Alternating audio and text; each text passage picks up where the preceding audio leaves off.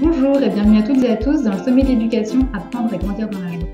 Aujourd'hui, j'ai le plaisir de recevoir Corinne Mahoué, enseignante pour des publics et dans des contextes très différents, du primaire au bac+5 pour enfants, ados et adultes. Elle est aujourd'hui prof à domicile, partenaire scolaire vers le bonheur d'apprendre.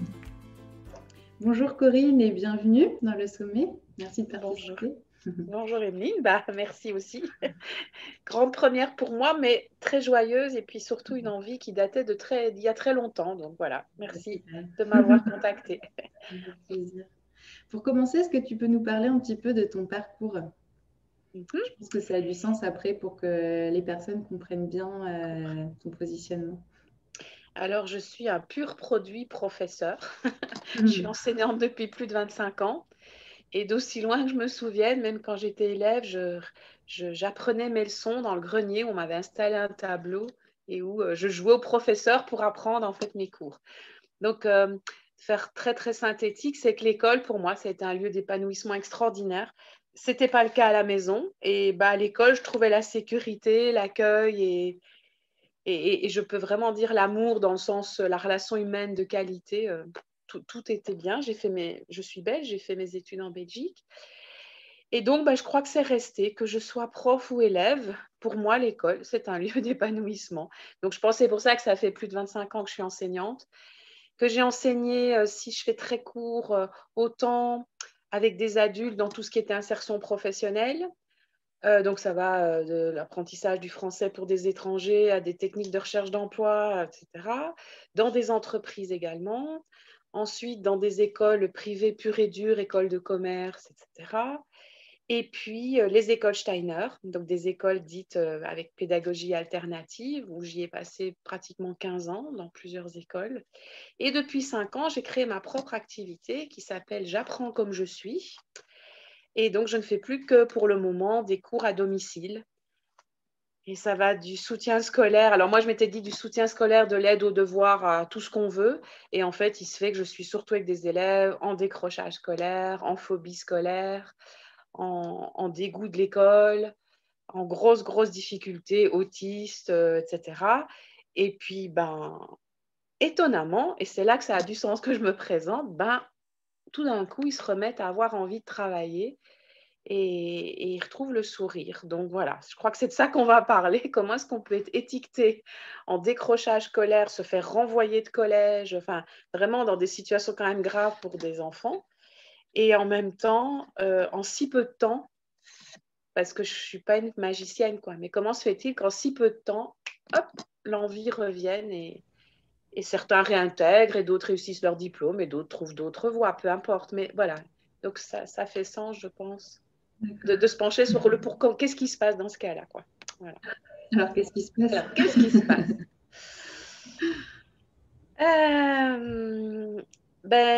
La première fois où j'ai posé la question, c'est quoi être prof? En fait, j'étais dans une école et il y avait à peu près une trentaine de collègues.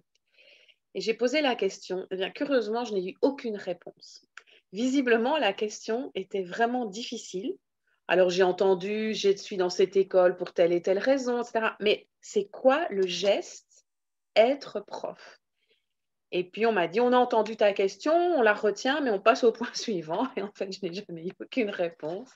Donc, du coup, je me suis dit, ça doit vraiment être une question difficile pour que personne ne puisse y répondre à ce point-là. Hein, voilà. Et donc, je me suis dit, au fur et à mesure, et surtout depuis les 5 ans là où je travaille à mon compte, je me suis dit, en fait, un prof, c'est juste un grand qui est face à un plus petit que lui et qui va être un partenaire pour que ce petit avance sur son chemin. Il se fait que ce grand, il a de l'expérience, il a l'expérience de la vie, alors il a déjà l'expérience de la survie, tout simplement, comment est-ce qu'on survit en tant qu'être vivant, mammifère sur cette terre, donc il y a de la transmission à faire. Il a une expérience dans certains domaines ou dans certains contenus. Voilà, j'éteins ce qu'il y a des apparitions sur mon écran là. Il a une expérience donc, dans certains contenus, il a une expérience de sa propre vie. Et donc, en ça, il peut être un modèle à imiter. Alors, pas dans un modèle parfait ou moral ou quoi que ce soit, c'est juste une expérience à imiter. Que le petit, quand je dis petit, voilà, hein, c'est celui qui est plus jeune, quoi, qui arrive, le petit puisse rentrer dans la vie, non pas en créant tout à partir de rien, mais en ayant eu plusieurs modèles à imiter. C'est un petit peu quand on faisait des pièces de théâtre avec des élèves, au début, on leur montre toute l'attitude de l'acteur et du rôle par rapport au texte et tout. Et puis, quand ça s'est rentré, petit à petit, l'interprétation arrive et on a cet élève-là dans ce rôle-là. C'est comme un musicien, n'importe quel artiste, il apprend d'abord la technique, il apprend une partition, voilà, il apprend une manière de peindre et petit à petit, il va interpréter son rôle. Et donc, la transmission, pour moi, elle est là. L'adulte, il joue ce rôle-là, non pas pour donner un pactage tout ficelé, mais pour créer une relation de sécurité où la survie est assurée. Ça, c'est essentiel. Pour transmettre des expériences de vie. Et il se fait qu'un prof, il va transmettre des contenus. Voilà. Il est là pour partager des contenus.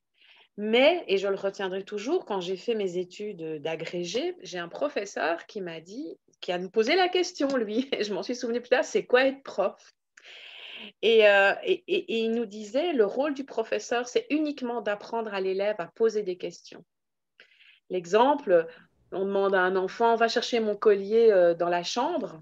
Alors, il y en a qui vont faire 10 trajets. Et le but, ce serait que l'enfant, avant de partir, dise, il est dans quel meuble, dans quel tiroir, à gauche ou à droite, il ressemble à quoi, et puis il va chercher le collier, il ramène le collier. Et le prof, il ne serait là que pour ça. Alors, je sais que ça fait bondir, puisqu'on dit, oui, mais non, une école, il faut quand même apprendre à écrire, à lire, etc. Eh bien, pour moi, ça, c'est le bénéfice secondaire. Ça vient tout seul. Si l'école, c'est l'instruction, eh bien, il n'y aura plus besoin de prof, il y a Internet. L'instruction, on peut faire avec Internet. L'instruction, c'est-à-dire donner des contenus pour que l'élève puisse en faire quelque chose, c'est-à-dire qu'il puisse devenir créatif et à partir de ces contenus, développer une pensée libre, créatrice, et puis surtout qu'il puisse répondre à ce qui va venir, là, du futur. Moi, je ne peux pas répondre, hein, c'est mes élèves qui vont répondre aux défis qui viennent. Mais c'est vrai que de lui avoir transmis le comment je pose des questions au monde, comment j'apprends, comment je me lie à tout ça et comment j'amène ce que je suis au monde et comment je m'assieds sur ma chaise à moi dans le monde, bah ça, il me semble, c'est le rôle du prof. Et ça, ce n'est plus de l'instruction. Pour moi, c'est de la relation humaine. C'est pour ça que parfois, j'avais tendance à dire un prof, c'est juste un être humain qui joue son rôle le mieux possible. Et c'est pour ça que quand je vais utiliser le mot prof, je peux aussi bien parler d'un parent qui est dans cette tranche-là, qu'un éducateur, tous les mots qu'on peut, qu'un pédagogue, tout ce qu'on peut donner, je vais parler d'un prof. Voilà. Parce que pour moi, c'est juste un être humain qui crée les relations fondamentales pour qu'un autre être humain puisse développer sa faculté d'apprentissage, qui est une faculté existentielle, selon moi. Tu disais sur le questionnement, ça me faisait penser à une discussion qu'on a eue avec Pamela Lassalle qui parlait en fait des rituels de connexion à la nature et en fait je ne sais pas comment on peut appeler ça, mais des rituels dans les peuples premiers, enfin de la pédagogie, entre guillemets, dans les peuples premiers, même si ce n'est pas le mot approprié du tout.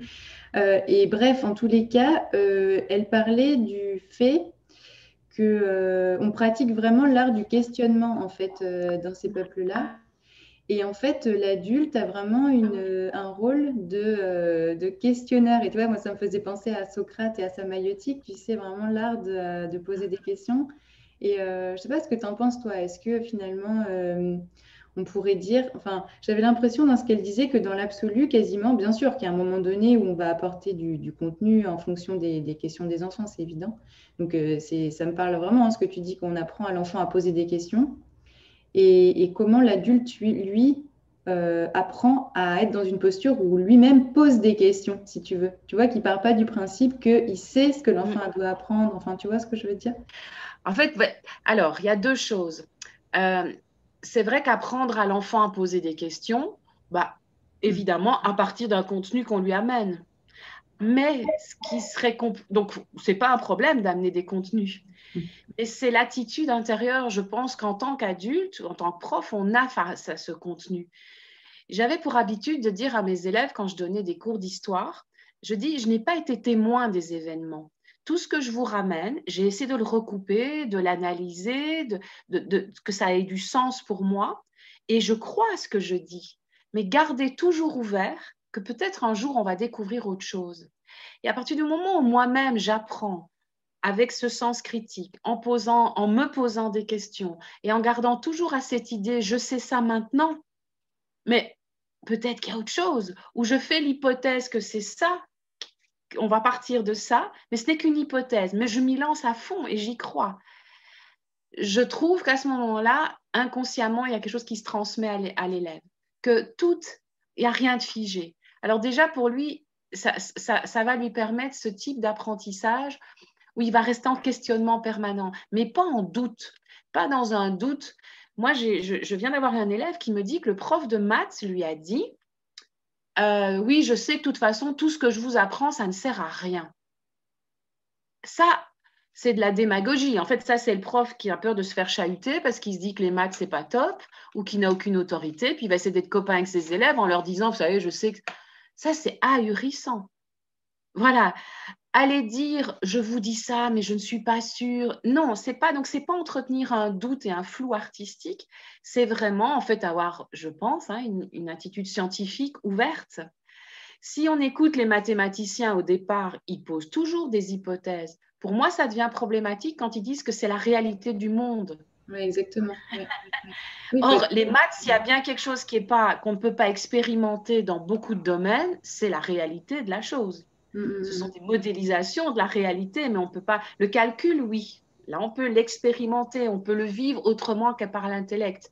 On peut le ressentir, on peut le vivre. Donc, et je me dis souvent, le prof de maths, il oublie de dire ça. Ou alors, il dit à l'extrême, tout ce que je vous dis, de toute façon, ça ne sert à rien, ou on n'en sait rien. Ah ben non. Quel est l'élève qui va. Voilà. Donc, apprendre à poser des questions, pour moi, oui, si déjà le prof le fait pour lui-même, pas en mettant en doute tout ce qu'il dit, mais dans sa réflexion, dans son apprentissage, ça se transmet. Ça se sent très bien quand on n'amène pas des contenus complètement sclérosés, finis et finalisés définitivement. Et après, moi, je suis convaincue qu'il faut donner des contenus et un sens et quelque chose de très construit, parce que sinon, les questions, en fait, finalement, c'est pas les questions, elles n'émanent pas d'une réflexion de l'enfant. C'est des espèces de questions critiques. Je vais donner un exemple. Un jour, dans une classe d'élèves de 15 ans, on parlait de la condition de la femme. Moi, je donnais un cours de français, on parlait de la littérature, mais on entamait. Et alors, il commence à me sortir tous les poncifs possibles, imaginables. Je dis, stop, vous allez m'écouter pendant 3 jours, je vous donne de l'info, et après, on verra ce que vous avez à dire, parce que là, j'entends la vie de papa, maman, Facebook, ça ne m'intéresse pas. Oui, c'est ça, parce qu'on ne part pas de rien. Donc, voilà. Du coup, c'est important qu'ils aient aussi effectivement un autre, peut-être, son de cloche et des contenus un peu plus étayés, quoi. Ben voilà, il faut quelque chose de construit, c'est-à-dire c'est l'hypothèse de départ, mais il faut quelque chose de construit. Et quand on veut donner son avis en tant que prof, on le dit, ça, ce n'est que mon avis, mais il y a des choses qui sont des faits, point. Quand je prends des textes de littérature, un tel a dit ça, un tel a dit ça, un tel a dit ça, on analyse et on compare. C'est tout. On a pris pour des plus grands des prospectus de politique pendant les élections, on avait une grille d'observation et on a comparé. Et après, parce qu'il m'avait dit, oui, mais vous votez pour qui? Oui, mais ils avaient 18 ans, ils allaient devoir voter. Vous votez pour qui, vous? Et moi, je ne sais pas du tout quoi faire. Bon, bah ok, on a pris tous les c'est pas des prospectus, quoi, enfin tout ce qu'on nous distribuait à l'époque dans les boîtes aux lettres. On a analysé que 5 critères d'analyse.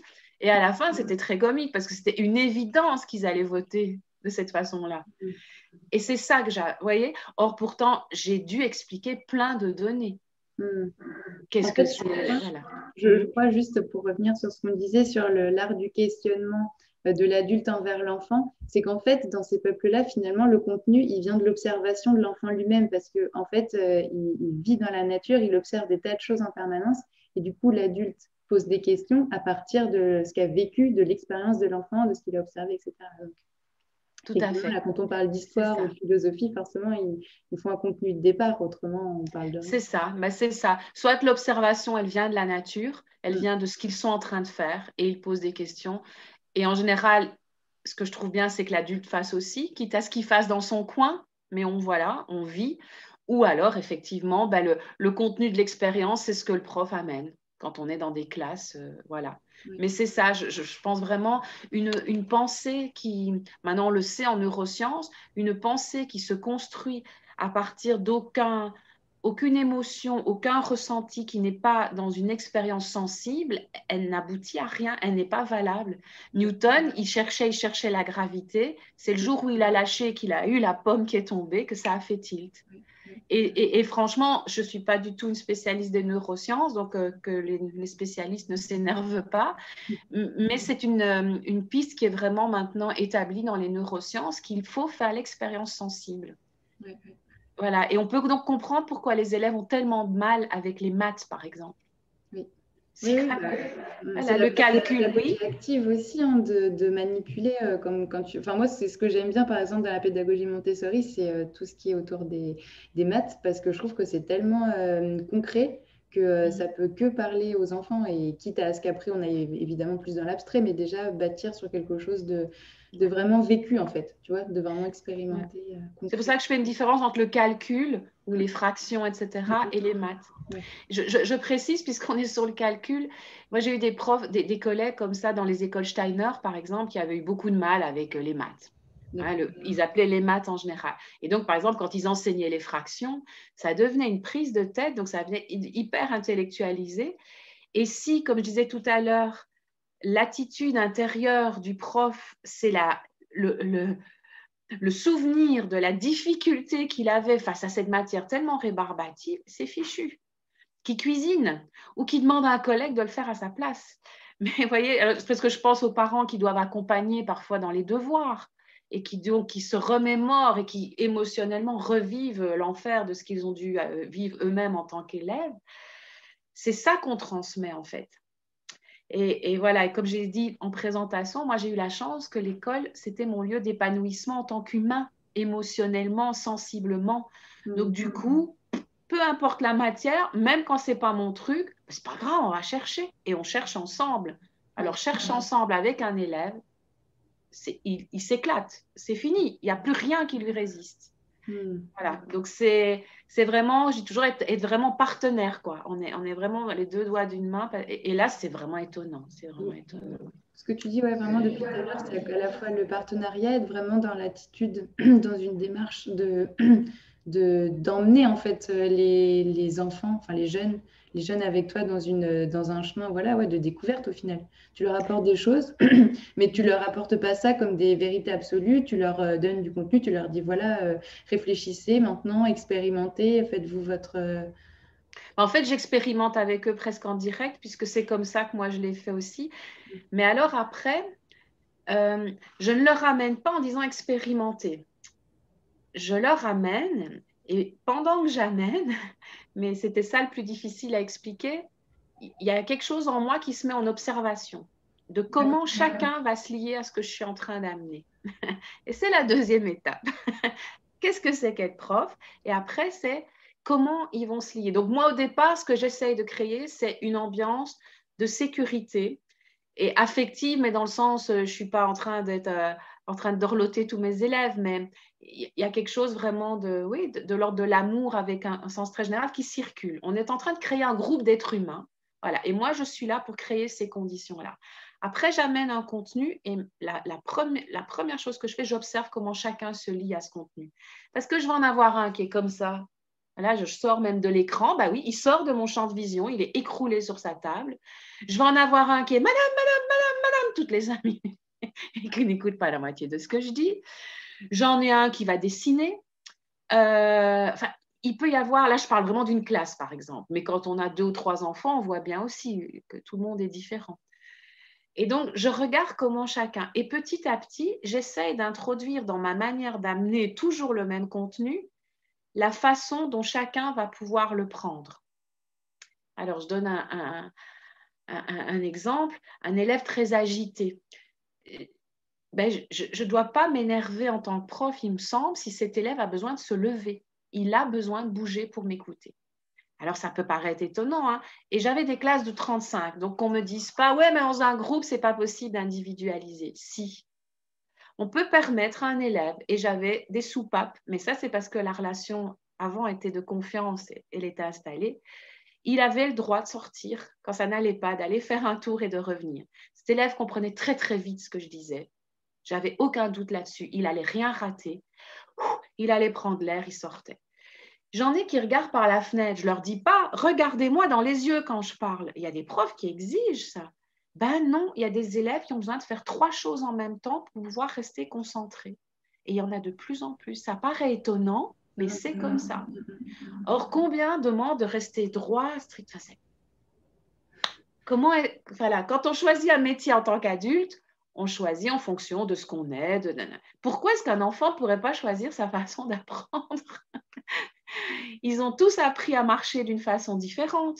Ils ont appris à parler d'une façon, chacun a pris sa voie d'accès. Pourquoi est-ce qu'à un moment donné, entre 3 ans, puisque maintenant en France, 3 ans, c'est l'obligation scolaire, jusqu'à 16 ans, ils devraient tous apprendre de la même façon. Oui, Donc, surtout souvent, ils n'ont pas choisi ni d'aller à l'école, ni dans quelle école, ni quel cours ils ont à telle heure. Donc, ils n'ont déjà pas un choix extraordinaire. C'est incroyable. Et on en fait, on veut qu'ils fonctionnent tous de la même façon, alors que l'on sait quand on est adulte qu'on va choisir son conjoint. On ne choisit pas tous le même conjoint, on ne choisit pas tous le même boulot, on ne choisit pas tous de manger la même chose. On montre tout le temps notre individualité. Il faut absolument respecter l'individualité de l'enfant. Donc voilà, moi c'est là que ça commence. C'est donc à ce moment-là, c'est une deuxième manière, c'est commencer à observer comment il apprend. Et ça peut être apprendre des tas de choses. Il y a des matières où il va s'endormir, d'autres où il est complètement là. Mais petit à petit, il y a un profil.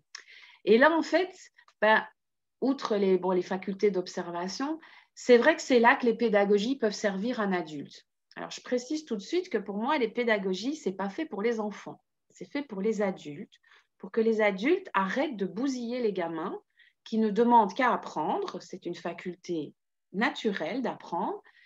Et on a dû oublier, nous, et puis on a des tas d'intentions pour les enfants, on a des tas de projets, et donc on dit, ah, ça c'est pour ton bien, mais oui, c'est plein de bonnes intentions. Moi, je ne sais pas ce qui va devenir. Donc, les pédagogies, elles me servent de bouée de sauvetage, c'est mes connaissances personnelles, ça m'aide à créer des outils. Personnellement, je suis très reconnaissante et affiliée à Rudolf Steiner, non pas dans une adhésion pure et dure, mais j'ai fait l'expérience des hypothèses, des choses que j'ai prises comme des hypothèses, et ça a marché, et ça continue à marcher. Donc, je me sens très bien avec ça. Il y a Montessori, il y a Freinet, il y a De Crowley en Belgique. Enfin, maintenant, il y a tellement de manières d'appréhender l'humain que voilà.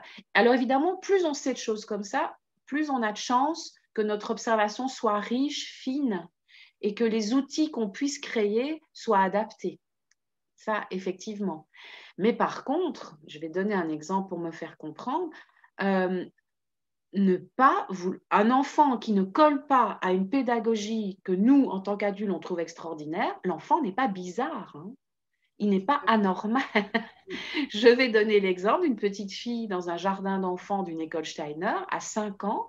La jardinière dit, cet enfant-là, il ne faut plus lui parler. Elle parle beaucoup trop, elle est dans l'intellect, elle est dans la tête tout le temps.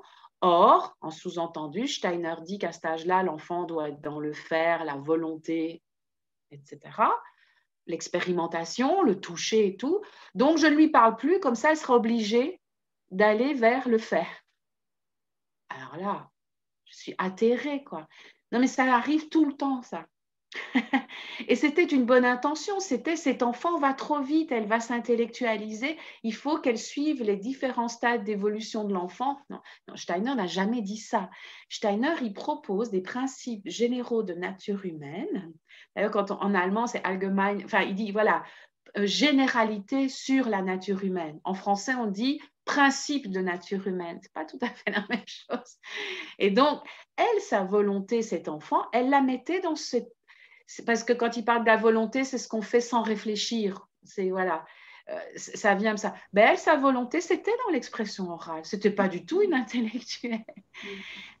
Et l'idée à ce moment-là, je vais garder cet exemple. Si on a observé cet enfant, voilà, c'est sa manière de se lier à l'autre, puisque le but, c'est de créer une relation.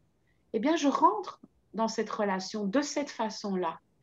Et à partir du moment où nous sommes reliés, et là, je dirais, c'est l'empathie, le cœur à cœur, hein, c'est toutes des expressions qu'on entend maintenant. Quand on est relié comme ça, mais vous prenez n'importe qui par la main et vous pouvez l'emmener pour découvrir éventuellement d'autres aspects. Rien n'empêche de parler, de jardiner en même temps. Rien n'empêche, on fait beaucoup ça dans les jardins d'enfants des Steiner, de replier les draps, ranger les jouets, et tout en parlant. Donc, c'est vraiment rentrer en amitié avec l'être que je rencontre, je lui parle sa langue, et après, je peux éventuellement étayer, élargir ses horizons. Et entendons-nous, hein, on n'a pas besoin de tout faire et d'être bon, enfin, on n'a pas besoin d'être les 8 intelligences multiples. Pardon, les 8 intelligences multiples, tous les tempéraments que Steiner décrit. On n'a pas besoin d'être synthétique, analytique, d'être extraverti, introverti. Enfin, de nouveau, aux adultes, on permet cette individualité-là et l'enfant devrait rentrer dans un cadre. Donc, moi, je suis avide de tout ce qui peut me parler de l'enfance et de l'intelligence et du fonctionnement neurologique du cerveau et tout, mais je ne trouve pas anormal que quelqu'un ne ressemble pas à une des théories que j'ai apprises. C'est pour ça que je dis les pédagogies, c'est fait pour les adultes, pas pour les enfants. En fait, si tu me voyais dans une classe, je suis assez carrée. Quand je dis à mes élèves, vous vous taisez. Quand je suis arrivée de Belgique en France, c'était incroyable. Même avec des adultes, ils causent tout le temps dans les...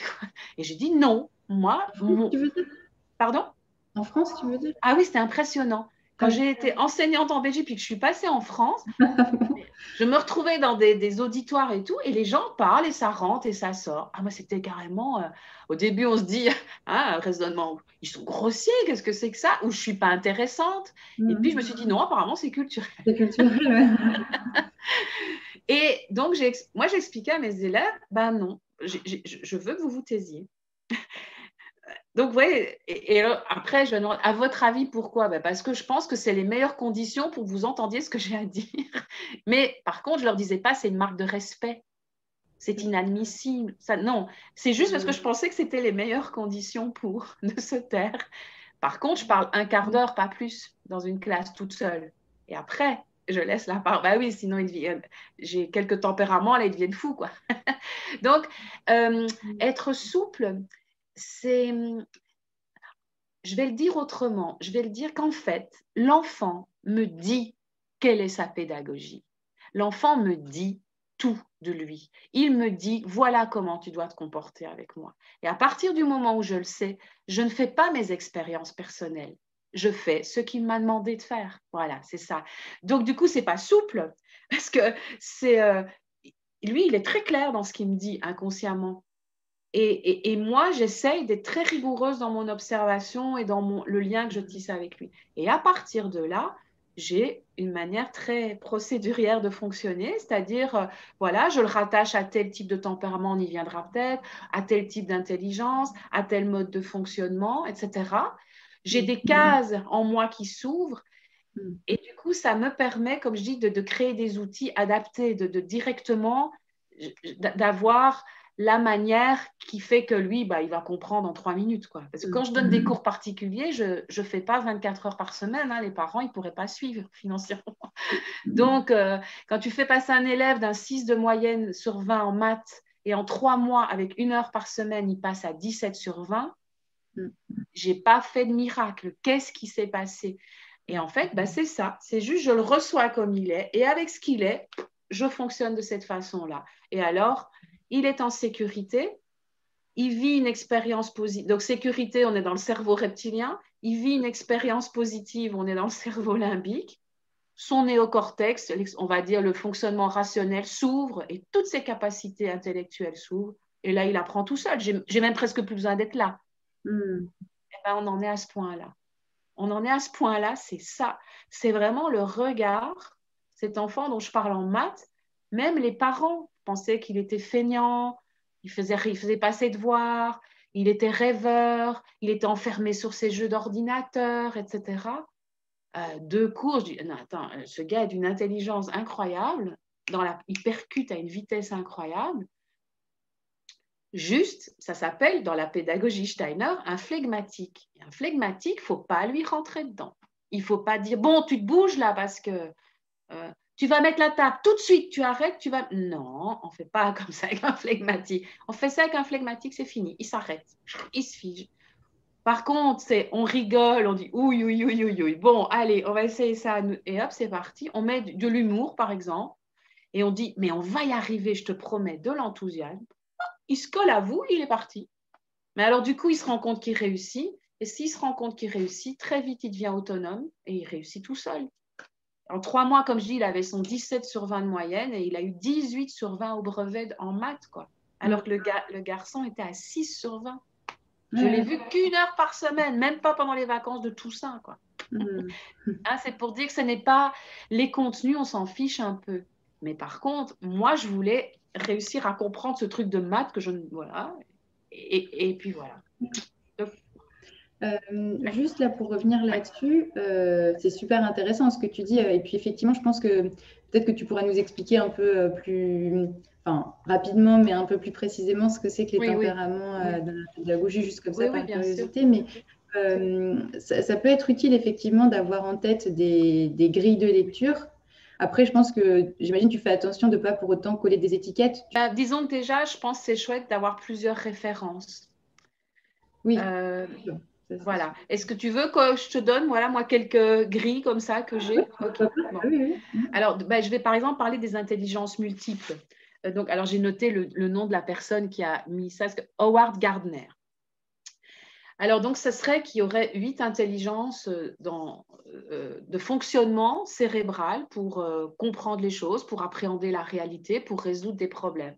Alors, il y a l'intelligence linguistique. Clairement, je suis, par exemple, dans l'intelligence linguistique. Moi, tout passe par la parole. J'aime pas trop lire. Par contre, j'adore les mots. J'aime qu'on utilise le mot précis, tatati, tatata.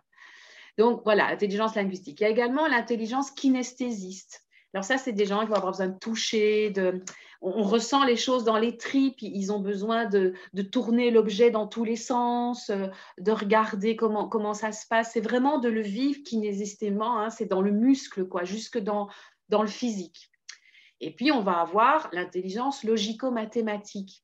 Alors, on se dit, c'est les maths. Non, c'est les raisonnements de type mathématique. Si ceci et cela, alors cela. Et c'est une espèce de raisonnement. Si je vois au milieu d'un chemin quelque chose dans la forêt de long et de sombre et qui ne bouge pas, c'est donc un serpent. Par exemple, ça, c'est un raisonnement logico-mathématique. Je le fais exprès parce que comme le cerveau, il a des infos, je suis dans le sud de la France, dans la garrigue, je sais qu'il y a des vipères, tout ça, je le sais. Et je vois un truc long dans l'herbe, foncé, qui bouge légèrement. Crac, vipère. Ça, c'est un raisonnement logico-mathématique. Je le fais exprès parce que ce n'est pas toujours logique et mathématique. C'est si j'ai telle information, alors j'en déduis que. Voilà, c'est ça, c'est bon, j'insiste un petit peu.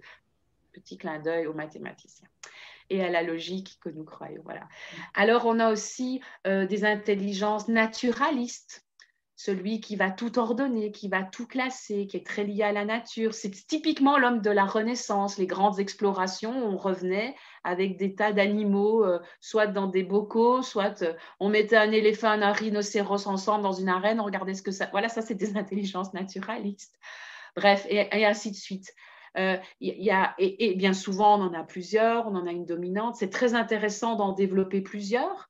Mais par exemple, dans l'éducation nationale, on est dans une intelligence et linguistique et logico-mathématique. Et ça s'arrête là. 2 types d'intelligence. Même les maths, il faut expliquer. Il faut déjà comprendre la consigne, donc c'est du linguistique. Les consignes, ce sont des trucs de fou quand même. Parfois, qu'est-ce que je me casse la tête dans les cours particuliers, quoi. Donc, on n'est que dans ces 2 types d'intelligence. Donc déjà, la sélection qui est faite, voilà, c'est quand même particulier, quoi. Donc voilà, par exemple, ça, c'est une manière d'essayer d'observer comment, quel type d'intelligence est mobilisé. Et là, il suffit d'aller sur Internet et de regarder quelques sites. C'est toujours un peu stéréotypé, il ne faut jamais le prendre au pied de la lettre, mais petit à petit, avec des exemples, on peut se faire une impression, on peut se laisser imprégner, en fait. Pas garder, voilà.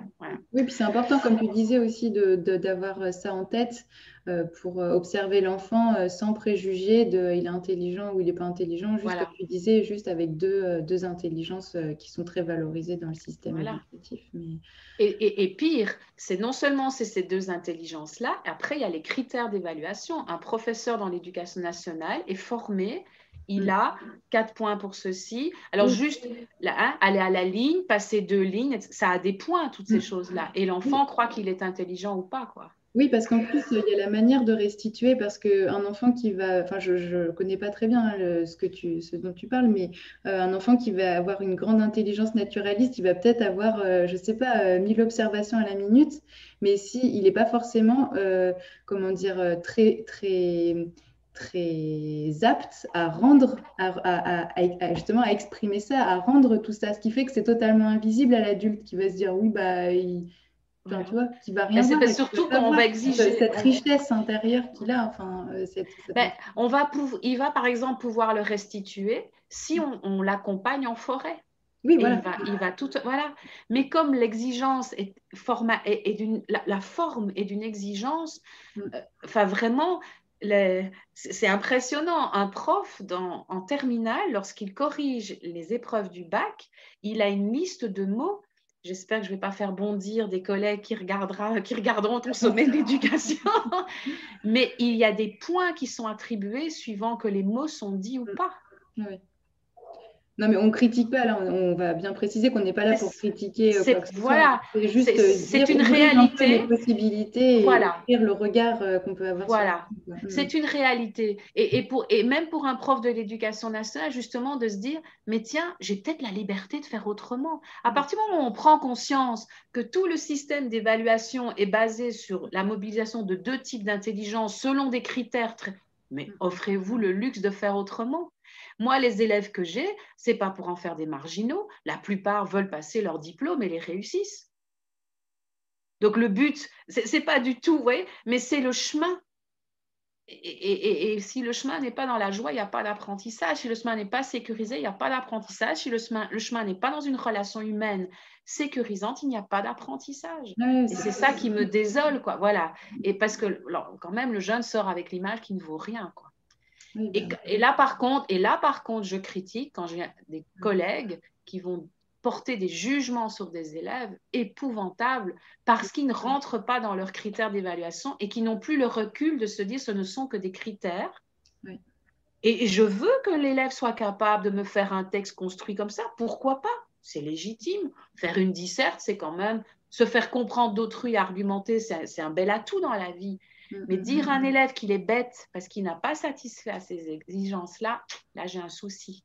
Voilà, c'est le jugement. Soyons honnêtes avec l'élève. D'ailleurs, quand on fait de l'enseignement à distance, le CNED, il donne à la fin de chaque devoir les critères d'évaluation et les points attribués à chaque critère. Au moins, c'est honnête. D'accord, oui. Voilà, c'est tout. Oui, puis c'est important de se rappeler aussi en tant qu'adulte, je pense enfin moi en tout cas parfois je l'oublie, mais qu'en tant qu'adulte on a une position d'autorité de fait parce qu'on est plus grand, plus âgé, plus impressionnant, plus fort, enfin, et que du coup ce qu'on dit ça a beaucoup d'impact. Et il y a des enfants qui ont vraiment la capacité de prendre du recul et de dire non mais voilà moi je prends pas, mais je pense pas qu'il y en ait tant que ça. Et enfin moi pourtant moi j'ai un parcours scolaire assez facile entre guillemets, mais j'ai quand même le souvenir de jugements qui me sont restés en fait parce que je les ai pris alors que j'avais pas à les prendre, mais c'est difficile de faire la part des choses quand on est enfant.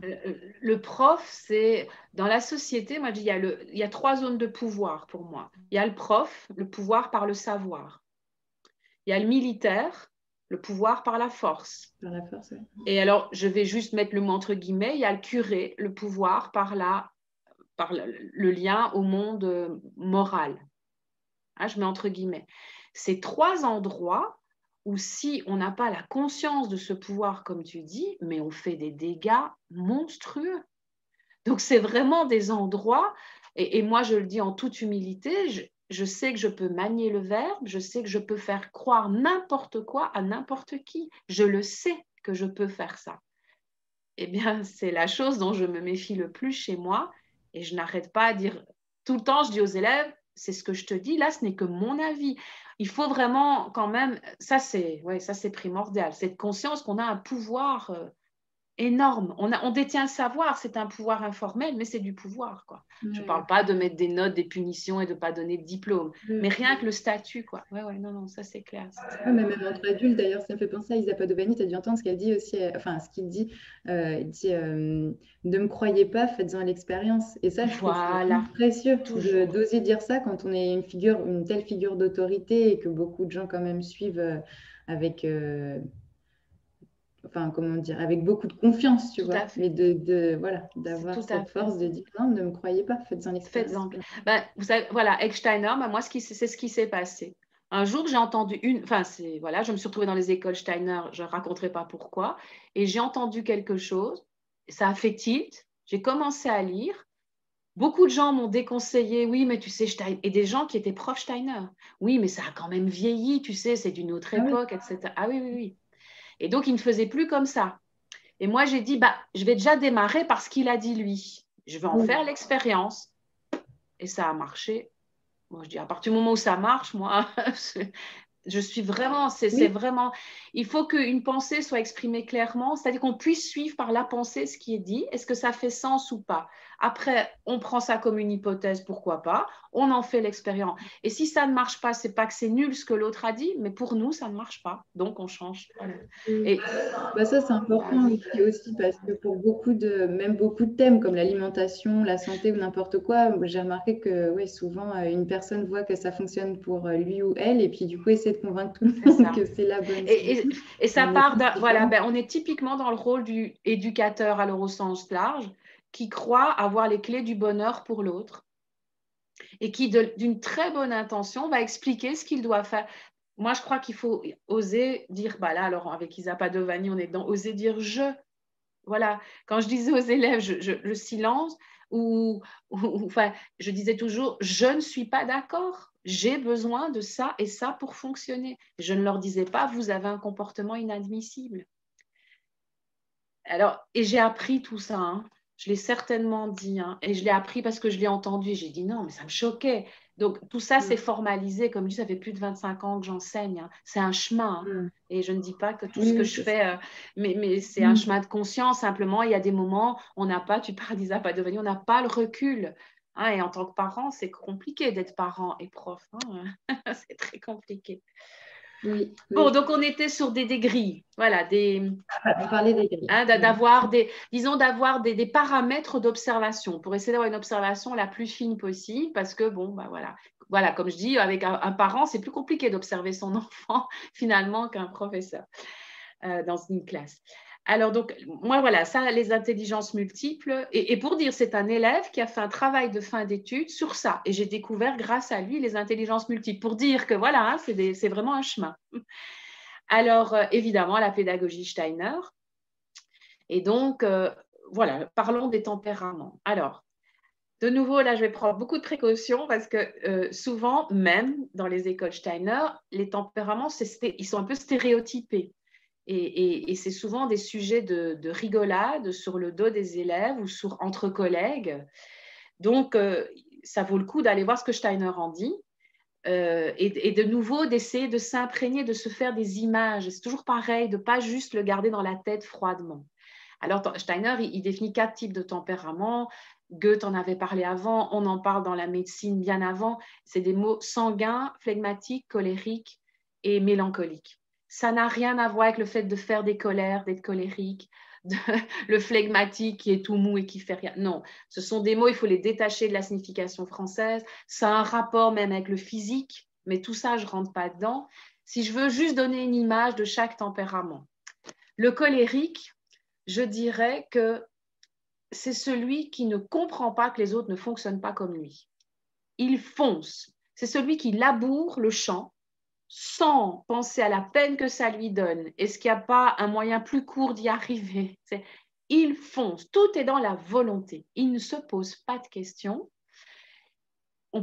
Je ne vais pas parler d'enthousiasme, mais je vais parler plutôt de volonté. C'est pour ça que je vois celui qui laboure le terrain et il y a un seul sillon. Et il ne comprend pas que les autres partent de l'autre côté. Mais qu'est-ce qu'ils font? Donc, il va à tout prix essayer de les rameuter. On pourrait dire que Napoléon est un sacré colérique, par exemple, si on devait prendre dans l'histoire. Donc, c'est vraiment une volonté, c'est des gens d'un courage incroyable, mais on pourrait presque croire un courage inconscient. Mais voilà, ils creusent la vie, quoi. Ils avancent, ils ne se posent pas de questions. Je ne parle pas de tout ce que ça pose comme problème relationnel. Hein. Napoléon a quand même abandonné pratiquement 700 000 soldats en Égypte quand il a décidé qu'il rentrait en France. Mais oui, c'est pas grave. Donc, je ne dis pas tout ce que ça pose comme problème, mais tous les tempéraments posent un problème. Donc, on va dire que voilà, on a des enfants comme ça. Et ces enfants-là, c'est ça qui est important de savoir, cet enfant-là, il va vous admirer. Il va fonctionner, il va se lier au monde, puisque l'enfant se lie au monde quand même à travers l'adulte, au début à travers le plus grand, sauf s'il a été abandonné. Il va se lier au monde dans le fait qu'il admire, qu'il vénère quelqu'un. Voilà, c'est pour ça que tout est dans le « waouh », il faut que ça soit fort, il faut que ça soit intense, voilà, intense. Et donc, ça, c'est vraiment quelqu'un, si vous êtes un prof réservé, qui laisse la place à la discussion, il faut quand même à un moment donné que vous montriez que mon gars, j'en connais un rayon. Et si on y va ensemble, waouh, tu vas grandir, tu vas être en super sécurité, mais on va conquérir le monde ensemble. Il faut qu'il ait un peu cette sensation. Ensuite, on a les sanguins. C'est ceux que j'ai le plus de mal à décrire parce que j'en suis une grande. Donc, j'ai du mal à décrire. Alors, le sanguin, c'est celui qui peut passer d'un sujet à l'autre sans aucun problème, qui va… Alors, justement, voilà, moi, je vais avoir tendance à donner les mauvais côtés, puisque si je parle de moi, j'aurais tendance à l'autocritique, qui va papillonner, pas du tout.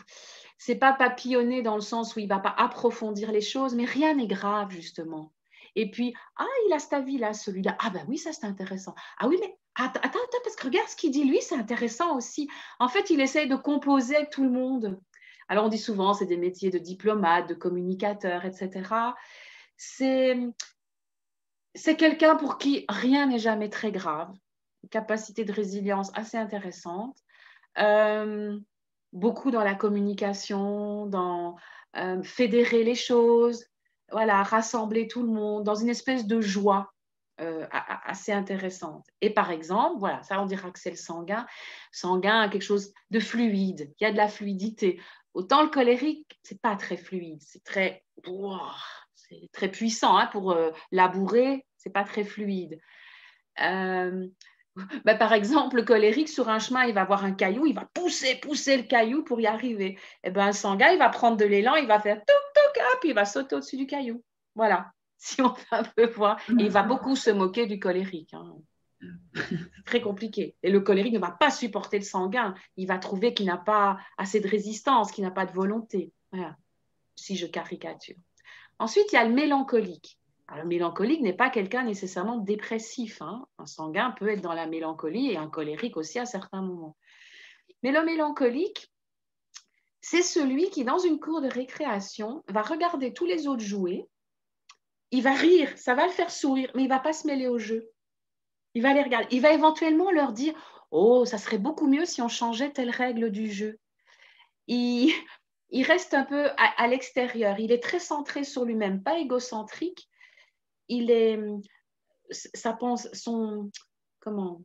La connaissance de lui est très importante. Il est très centré sur son moi. Mais je dis, c'est pas égocentrique. Mais si on veut qu'un mélancolique participe à un groupe, eh ben, il va par exemple falloir l'attendrir sur la difficulté d'un élève, d'un camarade de classe. Et alors tout de suite, il va aller aider. C'est l'assistant social par excellence, quoi. Un assistant social colérique, c'est une catastrophe pour la personne qui aide, quoi, enfin, qui doit être aidée. Alors que le mélancolique, il va prendre son temps, il va, voilà. Par contre, il a quand même une petite tendance à trouver que tout est très lourd. Ce serait bien quand même si tout pouvait être dans le monde spirituel, dans la réflexion, voilà. Parce que alors le physique, hein, il va sauter à la corde à la cour de récréation, il va trébucher. Pourquoi c'est toujours à moi que ça arrive? Voilà. Le monde est quand même pesant, le monde réel, matérialiste est pesant. Le colérique adore le monde réel et matérialiste, il s'y confronte tout le temps. Le sanguin, il saute l'obstacle et le mélancolique, il subit un peu. Et puis, on a le flegmatique. Et j'ai toujours tendance à dire que les mélancoliques et les flegmatiques, pour moi, c'est les enfants du futur. C'est-à-dire le mélancolique qui quand même, il y a un peu d'introspection, on réfléchit un peu à ce qu'on fait. Et le flegmatique, c'est comme s'il n'avait pas encore atterri complètement. Alors on va dire qu'il est rêveur, qu'il est feignant, qu'il a une pensée lente. Non, c'est celui, il est le monde.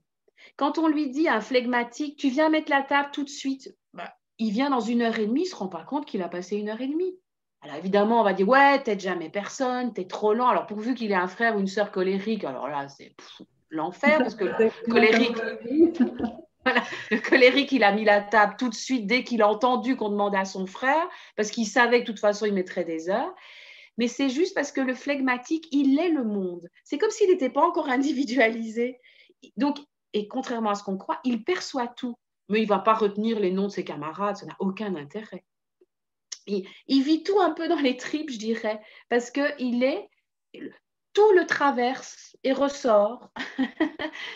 Moi, je dis toujours, c'est le petit Bouddha, là, avec un petit sourire, et on a l'impression qu'il se fout de vous. Beaucoup de profs ne supportent pas, parce qu'on a l'impression qu'ils se moquent du prof. Ils ont souvent un petit sourire, et une espèce d'état contemplatif, comme ça. Alors, le flegmatique, ça, il s'en prend plein la tête. À l'heure actuelle, les flegmatiques, s'il y a bien des tempéraments qui ne sont pas accueillis, c'est les flegmatiques.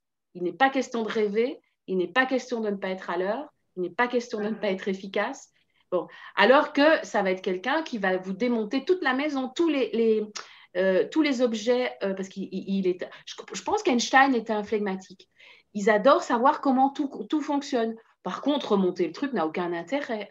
Et donc, ils ne savent même pas comment il faut le remonter. Donc, voilà. C'est très, très compliqué en tant qu'adulte de vivre avec des enfants. Oui, non, mais merci, parce que je me rends compte que mon fils aîné, je pense qu'il a beaucoup de ça. Bon, je pense qu'il n'y a aucun profil pur, hein, donc j'imagine qu'on est tous On est bien d'accord. Voilà. Il faut bien être clair là-dessus, je pense, c'est bien le dire. Donc, comme tu as dit, on n'a jamais un seul tempérament. Il y en a un qui est plus dominant et en plus, on a des tempéraments qui correspondent à des tranches d'âge aussi. Les petits sont souvent sanguins, etc. Enfin, voilà.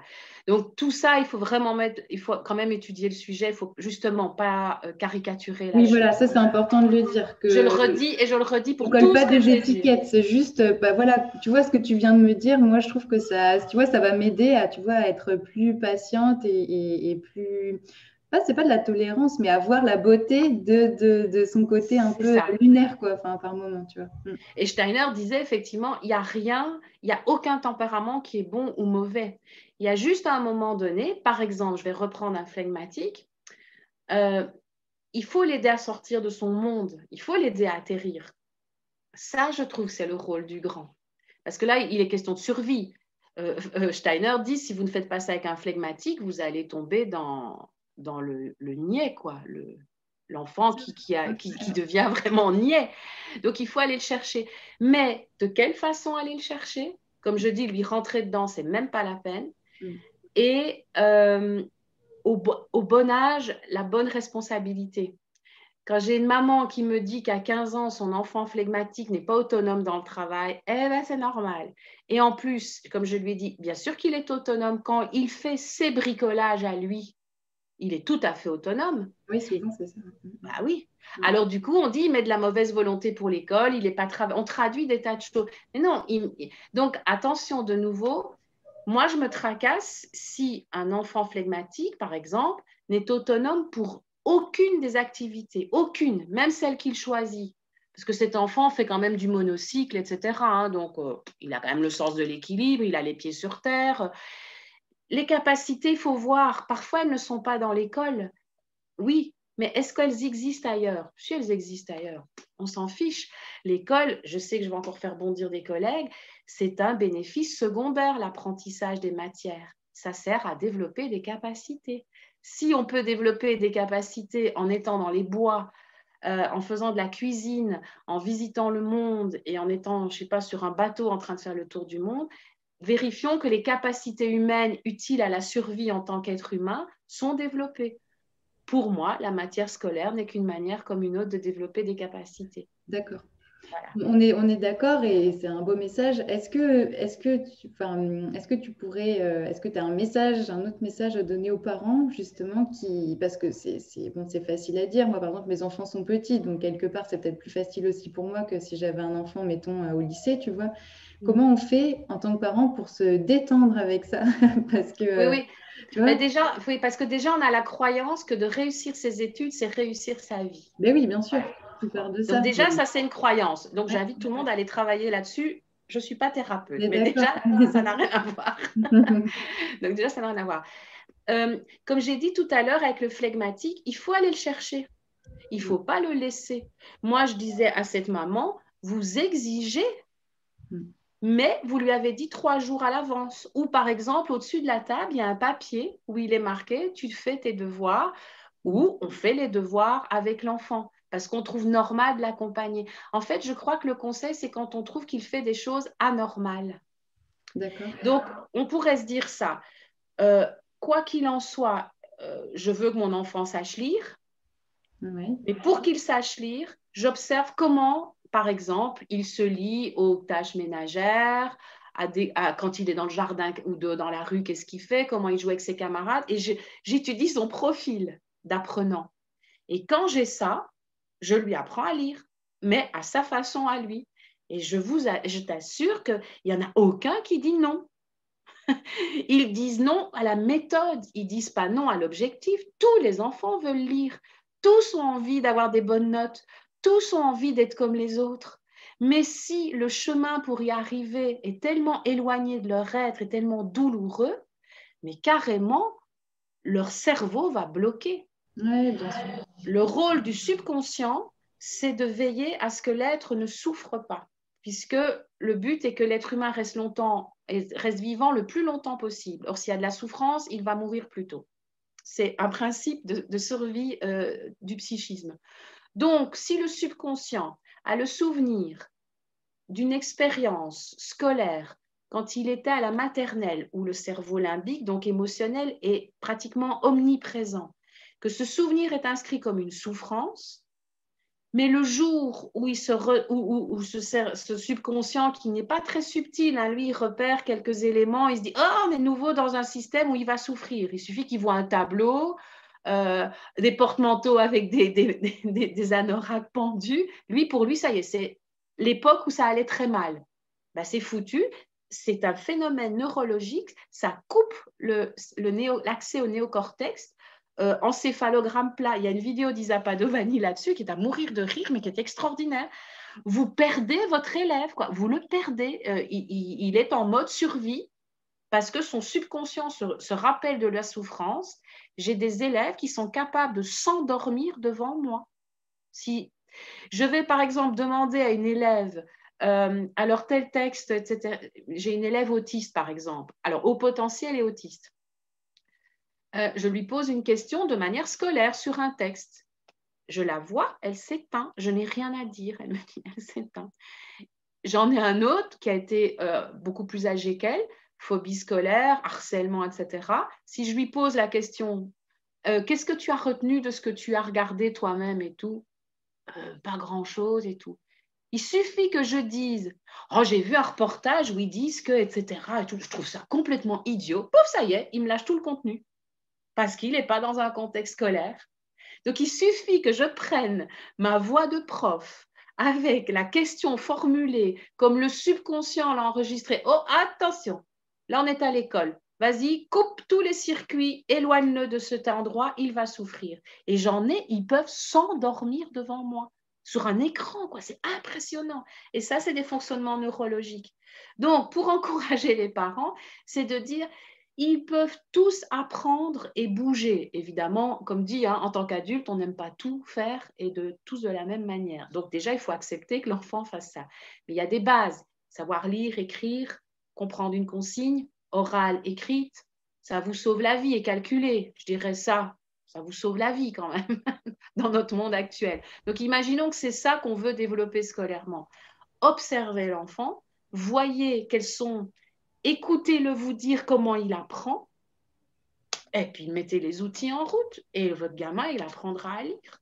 Donc, cet élève ne voulait pas apprendre, enfin, il pouvait, voilà, c'est pas qu'il veut pas, il peut pas apprendre la dictée par cœur. Alors déjà, en tant que parent, on se détend, il n'est pas handicapé, il n'a pas de mémoire, il n'est pas de mauvaise volonté, il n'est pas réfractaire, tout ça on oublie, hein. Tout ça c'est tout ce qu'on imagine, pourquoi non. C'est un fait, on observe juste. Il ne peut pas apprendre ce texte par cœur. Et ben moi, j'en ai eu, comme je dis, je prenais une phrase, je découpais tous les mots et il regardait les mots comme un puzzle et il me refabriquait la phrase pour que la phrase ait du sens. Il avait appris la phrase, mais il ne pouvait pas apprendre. Je lis, je cache. Il y en a d'autres, on va jouer la scène. Il va l'apprendre comme ça. Il y a plusieurs manières. Alors, je sais, il faut être créatif en tant que parent, mais si déjà on n'est pas figé par notre propre expérience de parent, mais ça, on le sait bien, c'est le début, il faut aller vider le sac à dos, quoi, voilà. Si on n'est pas déjà figé par notre expérience, si on n'a pas des jugements sur ce qui va faire son bonheur ou son malheur, et qu'on se dit que lui sait tout, dans le sens il sait, il a tout, il nous dit comment il veut qu'il soit traité, pédagogiquement. Ben c'est bon. C'est peut-être en tant que parent de se dire notre enfant, ce n'est pas un prolongement de nous. Je sais qu'intellectuellement, on le sait. Que son bonheur ne dépend pas de nous. Enfin, on peut quand même créer les bonnes conditions pour. C'est comme un prof. Je peux créer les conditions pour que chacun puisse apprendre. Mais je ne pleure pas s'ils n'ont pas tous 18 sur 20 à leur examen. Donc, le résultat, je ne sais pas. Et là, je le vois dans une classe, je dis parfois quand on a plusieurs enfants, on se dit oui, mais ils ne sont pas nés au même moment, je n'étais pas aussi disponible. Moi, quand j'ai une classe de 35, je dis la même chose à tout le monde en même temps. Mais je ne sais pas comment ils ont dormi. Je ne suis pas responsable.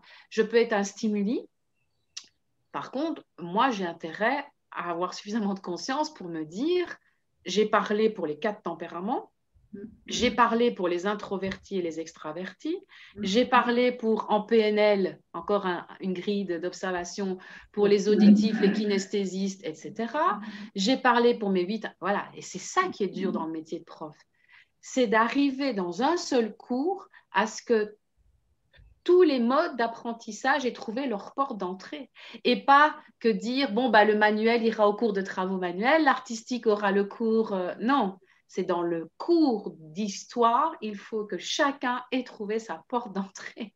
Donc, il faut écrire, faire parler, dessiner, faire lire, faire résumer. Il faut être une femme ou un orchestre et puis jouer de chaque instrument. Et alors là, on est dans un principe magnifique. Ça peut peut-être encourager les parents. On est dans la coéducation. Mes élèves, je le mets dans le site et je tiens à le dire là, je les remercie de tout ce qu'ils m'ont appris. Même pas que dans l'humain, ils m'ont fait penser à des choses, je n'aurais jamais pu penser à ça toute seule. Donc, un parent, je suis d'accord, on crée le cercle, on crée le lieu sécurisant, bienveillant. Quand un enfant apprend à marcher, on ne lui fout pas une claque chaque fois qu'il tombe. On fait « Allez, viens !» Viens. Oui, mais à l'école, chaque fois que vous tombez, vous avez une mauvaise note. C'est vrai. Ahurissant. Et un parent qui se fâche parce que la mauvaise note arrive, c'est parce que lui pense que son enfant va rater sa vie. Est-ce que ça aide si je dis ça? Est-ce que ça aide si je dis à un parent se dire ça? Donc pour moi, vraiment, la clé, c'est ça. C'est un parent, je dis souvent aux parents, laissez-moi le sale boulot, aimez vos enfants. C'est votre boulot. Mettez de l'amour et de la sécurité. Laissez-moi le truc moins marrant. Et se dire à soi-même, là, je n'y arrive pas. Alors, en tant que parent, alors là, c'est la surculpabilité. Si on n'y arrive pas avec un de ses enfants, mais c'est... Oui, mais c'est important de savoir le dire parce qu'on est des modèles pour nos enfants. Enfin, des modèles. Quand je dis ça, c'est pas dans le côté bien ou pas bien, mais comme tu disais tout à l'heure, c'est juste comme ils nous observent. De fait, on est un modèle. On est un modèle à imiter. Voilà. Mais donc, c'est important de... Enfin, moi, je le dis tout le temps quand j'y arrive pas. Enfin, je dis, là, je sais pas. Là, j'y arrive pas. Là, j'aurais aimé faire autrement, mais je n'y suis pas arrivée. Ça peut être, là, je n'y arrive pas à ce moment-là. Et j'ai envie de me donner les moyens d'y arriver. Voilà. Mais pour un enfant, c'est extraordinaire comme imitation de vie. Ouais. Vous savez que j'ai eu des professeurs, dans les écoles Steiner, on dessine beaucoup. Et des professeurs qui faisaient des dessins au tableau, mais c'était d'une splendeur. C'était magnifique. Ils venaient tôt le matin ou tard le soir pour que tout soit prêt quand l'élève vienne. Oui, et bien, on avait constaté quelque chose, que ces profs qui étaient si extraordinaires, mais vraiment, pour moi, c'est des maîtres profs, quoi. J'en ai 2 là en tête. eh bien, ils avaient des classes finalement très passives parce que les enfants avaient peur de ne même pas être à la hauteur. C'était tellement parfait. Quand le modèle est trop éloigné, on le dit toujours, hein, qu'on imite celui qui est juste un pas devant nous, mais pas quelqu'un qui est tellement à des kilomètres que de toute façon, on est complètement découragé d'arriver à quoi que ce soit. C'est pour ça. C'est pour ça qu'on disait tout à l'heure, ne pas sécuriser. On n'inverse pas les rôles. C'est nous le grand. Ça, c'est important. Mais on n'a pas besoin de savoir tout faire. C'est pas parce qu'on est grand qu'on sait tout faire. On peut être mis en difficulté. Et moi, je dis l'apprentissage pour un enfant de voir que face à une difficulté, tiens, cet adulte-là, il fait là, celui-là, il fait ça, celui-là, il fait ça. Tiens, et moi, je jouerai le rôle comment? On est les grands, on n'inverse pas. Mais on n'a pas besoin en tant que grand, ça c'est une croyance de savoir tout faire. Mais ouais, il y a plusieurs intervenants, c'est important ce que tu dis aussi, il y a plusieurs intervenants qui soulignaient bien le fait que voilà, alors, ils le formulent différemment, tu vois, mais par exemple de dire le soir, je me dis bon, qu'est-ce qui s'est bien passé aujourd'hui, qu'est-ce que je peux améliorer pour demain, tu vois, c'est pas pour se mettre la pression ni se prendre le chou, je ne sais pas, c'est juste voilà, tous les jours, ne serait-ce que pour soi, parce que comment je vais passer une meilleure journée demain, ou pas meilleure, mais comment je vais passer, tu vois, comment on peut être tous les jours dans voilà, qu'est-ce qui était chouette aujourd'hui, on le célèbre, et qu'est-ce qu'on peut faire de plus efficace, de plus joyeux demain. Et moi, je trouve que c'est important aussi de toujours à la fois se détendre, on ne peut pas tout faire parfait, et à la fois se dire qu'on peut toujours faire mieux. Et en même temps, c'est super joyeux et super positif parce qu'on dit qu'il n'y a jamais rien de fichu, jamais rien n'est perdu, on peut toujours faire mieux demain. Enfin, tu vois. C'est ça. Et on peut se dire qu'on a envie de faire mieux sans que ce soit une pression, en fait. Exactement. Merci beaucoup, Corinne, pour tous ces pépites. Je pense vraiment que c'est des pépites autant pour les enseignants que pour les parents, et que ça donnera vraiment des outils, des clés pour être plus peut-être détendu et plus dans la joie. Dans le partenariat. Hein, on est partenaire, on n'est pas adversaire entre parents et enfants. Il ne s'agit pas de les cadrer, il s'agit de les protéger le temps qu'ils aillent dans le monde. De marcher ensemble, voilà. De faire partenaire. Ensemble, voilà. Qu'est-ce qu'ils soient prêts à vraiment. Merci. Merci, j'espère voilà, que ça aura apporté, comme dit, des petites lumières, et puis que chacun explore son chemin. Et voilà.